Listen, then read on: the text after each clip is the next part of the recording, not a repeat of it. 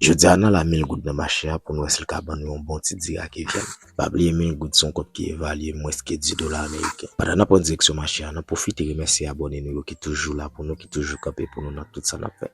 Abonnez-nous en pile love, en pile respect pour nous. Dans 1000 gouttes là, nous te tourne avec 100 gouttes monnaie seulement. Ça pour noter, dans 1000 gouttes là, nous seulement pas acheter l'huile avec épices. Après ça, parce que c'est 1000 gouttes là que va manger à complet. C'est où la ville, les doit pas possible parce que qu'on faut acheter charbon, il y a l'autre bagage pour acheter. Nous pas prêter pas l'empile. Soit pas rien, restez connecté ensemble avec nous, nous parlons comment ça défile.